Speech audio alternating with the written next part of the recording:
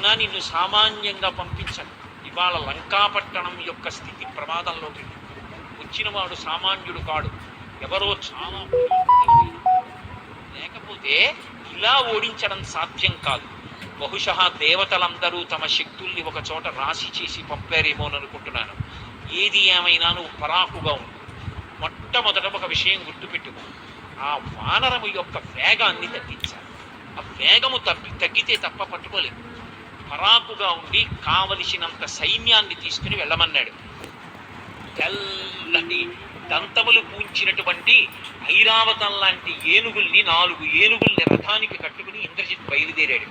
ఇంద్రజిత్ పేరెత్తితే భయం వేస్తుంది. అటువంటి దంతములు పూంచినటువంటి ఐరావతం లాంటి ఏనుగుల్ని 4 ఏనుగుల్ని రథానికి కట్టుకుని ఇంద్రజిత్ బయలుదేరాడు.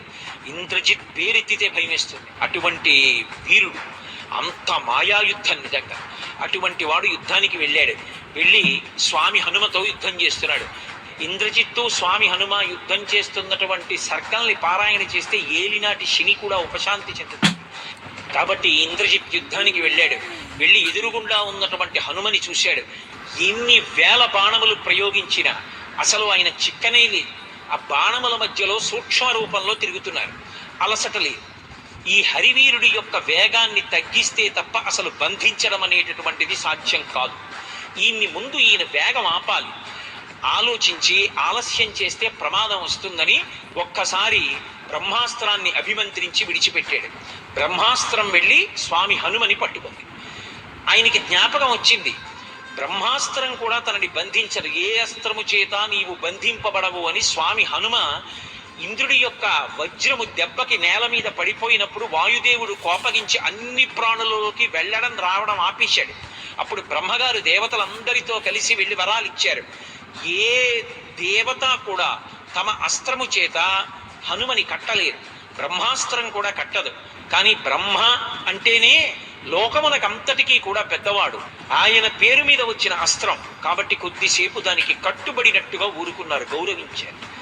ఆయన ఎప్పుడైతే కట్టుబడ్డట్టుగా పడ్డారో ఈ తెలిసి తెలియనటువంటి రాక్షసులందరూ బయలుదేరి వచ్చారు. వచ్చి గబగబా నార తీసుకొచ్చారు, నారతాడు తీసుకొచ్చారు, చెట్టు పట్టలు తీసుకొచ్చారు, ఆయన్ని కట్టేశారు గబగబా. బ్రహ్మాస్త్రం అంటే దానికి ఒక గౌరవం ఉంటుంది. అది కట్టిన వాళ్ళని తీసుకొచ్చి ఇంకో దాంతో కట్టారనుకోండి, అది వదిలేసి, కాబట్టి అది వదిలిపెట్టేసి. ఇప్పుడు ఒక ప్రమాదం వచ్చింది. ఇంద్రజిత్తుకి తెలుసు ధనుర్వేదం. వీళ్ళు తెలిసి తెలియక పెద్ద ప్రమాదం తీసుకొచ్చారు.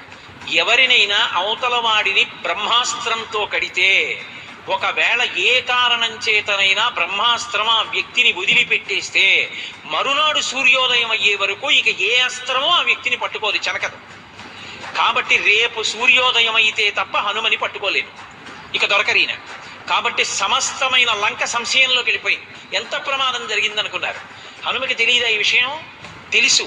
కానీ ఆయన ప్రయోజనం ఏమిటోసారి రావణాసురుడితో మాట్లాడడం. ఎంతసేపు ఈ దిక్కుమాల యుద్ధం, ఎంతమందిని చంపాలి? అందుకని ఆయన కట్టుబడినట్టు నటించారు. ఆయన ఏదో కట్టుబడిపోయారని వీళ్ళు అనుకున్నారు. చారుడు చారుడు అంటూ ఆయన్ని కొడుతూ ఈడ్చుకుంటూ సభలోకి తీసుకెళ్లారు. సభలోకి తీసుకెడితే ఎదురుగుండా కూర్చున్నాడు. పెద్ద నల్లటి మబ్బు మీద కొంగల బారు ఎగురుతుంటే ఎలా ఉంటుందో అలా ముత్యాల హారం ఒకటి మెళ్ళో వేసుకుని ఉన్నాడు. 4 మంత్రులు చుట్టూ పరివేష్టించి ఉన్నారు. 10 తలలతో ఉన్నాడు. వేలాడుతున్నటువంటి పెదవులు. నల్లటి మబ్బు ఆకాశంలోంచి దిగొచ్చి ఆసనం మీద కూర్చుందా అన్నట్టుగా ఉన్నాడు. అమృతాన్ని మదిస్తే వచ్చినటువంటి నురుగా అన్నట్టుగా ఉంది. తెల్లటి వస్త్రం కట్టుకున్నాడు. లోహితాక్షం, కళ్ళలోంచి ఎర్రటి కాంతులు వస్తున్నాయి. మహాబాహుం, పెద్ద పెద్ద బాహువులు, 20 బాహువులు, 10 తలలు, 10 నోళ్లు, జారుతున్నటువంటి పెదవులు, బయటికి వస్తున్న నాలుక, పెదవులు తడుపుకుంటూ కూర్చున్నాడు. మనిషిని చూస్తేనే భయం వేస్తుంది, అలా ఉన్నాడు.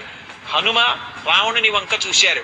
ఏమి ధైర్యం, ఏమి రూపం, ఏమి టీవీ, ఏమి కాంతి, ఏమి ప్రకాశం, అసలు రోమకూపాల్లోంచి వస్తోంది కాంతి. ఎంత డాబుగా ఉన్నాడు. వీడి ఎందు పరదారాగ్రహణం అనేటటువంటి మహాపాపం లేకపోతే, వీడి ఎందు అధర్మ బుద్ధి లేకపోతే ఇంద్ర పదవితో కలిపి 3 లోకముల నేలగలిగిన మొనగాడు. ఎంత గొప్ప సాముద్రిక లక్షణాలు, ఎటువంటి వేళ్ళు, ఎటువంటి గోళ్ళు, వక్షస్థలం, అలా ఉన్నాడే, ఏమి కాంతి అనుకున్నారు.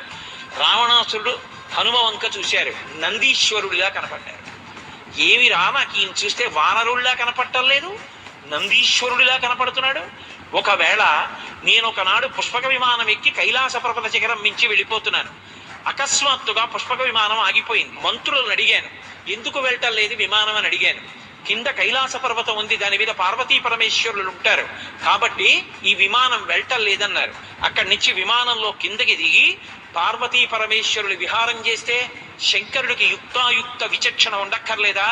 రావణ బ్రహ్మ పుష్ప విమానంలో వెడుతుండగా కింద పార్వతీదేవితో విహరించి విమానం ఆపుతాడా? ఏది పిలవమన్నాడు. నందీశ్వరుడు ఎదురొచ్చాడు. ఎదురొచ్చి ఎవరు నువ్వని అడిగాడు. వానరముఖంతో ఉన్నామని చెప్పి నందిని చూసి వికటాట్టహాసం చేశాడు. వెంటనే నందీశ్వరుడు అన్నాడు, నిన్ను సంహరించడానికి నేను చాలు, కానీ భవిష్యత్ కాలంలో నీ కొంప ముంచడానికి వానరులు వస్తారు.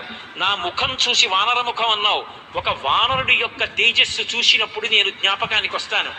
వానరముఖాలతో వచ్చినటువంటి వాళ్ళ వల్లనే లంకాపట్టణం సర్వనాశనం అయిపోతుంది, శపిస్తున్నానన్నారు.